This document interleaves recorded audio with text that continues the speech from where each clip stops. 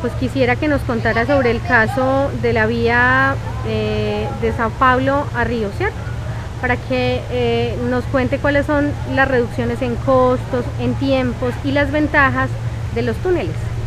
Sí, yo le hablaba de la ligación de São Paulo a Santos, el puerto más cerca de São Paulo. São Paulo está en el altiplano, 800 metros de altitud, y el puerto abajo, en una distancia muy corta. Entonces hay dos carreteras principales, pero el concepto de ambas es que van por el altiplano y cuando llegan a la loma, se bajan con una sucesión de viaductos y túneles, pero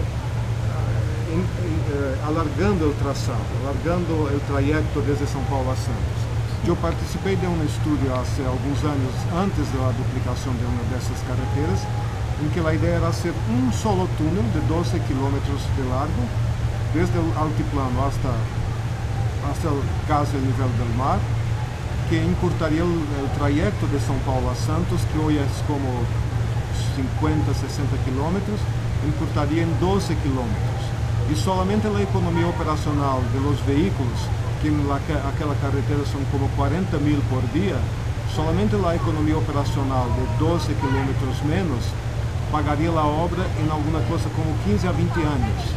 Entonces, cuando hablamos de costo, tenemos que pensar no solamente en el costo de hoy, el costo instantáneo de la construcción, pero después de matemática financiera, hay que pensar en el todo, el costo durante la vida útil de la obra, que es como 40, 50 años.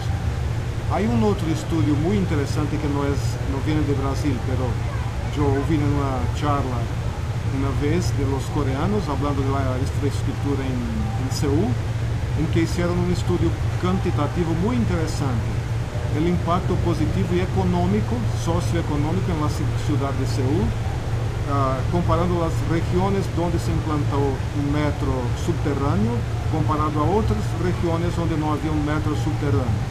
Lo que pasó fue que 10, 20 años después, la recaudación de impuestos de propiedad por parte de la ciudad en aquellas regiones donde había el metro subterráneo era mucho más elevada. Y no solo la recaudación de impuestos, sino que también la atracción de investimentos, de empresas que quieren instalarse donde haya buena infraestructura de transporte para sus colaboradores. Entonces, empresas multinacionales importantes que habían se instalado en aquellas regiones. Esto es un estudio precioso. Desafortunadamente solamente tengo un informe escrito en coreano, pero tuve la chance de oír la charla que me esclareció mucho a este respecto. Perfecto, Tarcisio. En lo que hablábamos del mantenimiento, la reducción de costos de estas obras, es para que nos cuentes, por favor. Sí, en el caso de la carretera entre São Paulo y Santos, una región de mucha lluvia, precipitación anual de orden de 3 metros, 3.000 milímetros, porque todo el viento del mar sube, cuando llega a la sierra sube y la condensación provoca una precipitación muy elevada.